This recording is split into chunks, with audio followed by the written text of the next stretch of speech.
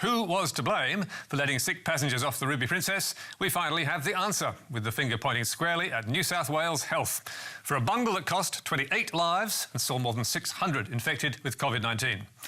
Importantly, the inquiry also dismisses the charge that the Australian Border Force was culpable, saying the ABF do not bear any responsibility for the Ruby Princess mishap.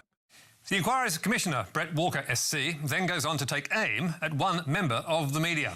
As this report was being finished, some interesting journalism was published that advanced the notion that a basic misreading by an ABF officer of negative influenza results as meaning negative COVID-19 results had somehow contributed to the decision to let the passengers go as they did on the 19th of March. As the body of the report spells out, that is not correct.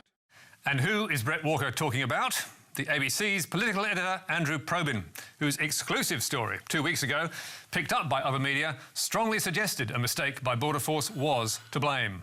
Ruby Princess passengers allowed off ship after Border Force mistook negative flu tests for coronavirus results. Probyn's story also suggested the ABF had wrongly shifted the blame to someone else.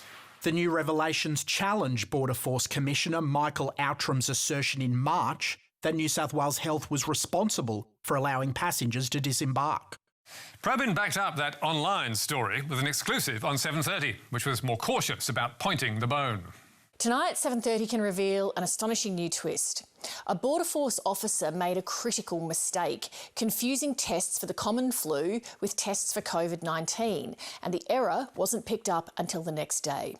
Now, there's no doubt Probyn was right in saying the mistake was made. That's confirmed by the inquiry. But did it contribute to the decision to let sick passengers off the boat? Peter Dutton has always maintained his department was in the clear, telling Probyn in a media conference, the suggestion by you that there's been wrongdoing by the Australian Border Force is completely wrong. I'm not going to have them besmirched on a regular basis by anybody. And Dutton's denial is now backed up by the Commission's findings, in which Brett Walker also aims this criticism at the media and ABC. It is a pity that serious journalism, as both the broadcast and press stories were, seems to have proceeded on this erroneous basis of a part played by the ABF. However, Walker does admit that working out who was responsible was extremely difficult. So, does the ABC concede the story was wrong? Answer, no, it does not. Telling MediaWatch, the ABC has applied the best journalistic principles and ethics in seeking answers and accountability for a debacle that caused at least 662 COVID-19 infections and 28 deaths. We stand by the integrity of the reporting and encourage people to read and watch the key reports. Well, maybe so, but in the end, the incompetence of the Border Force was not a key factor, and the ABC's suggestion was wrong. But now to the West.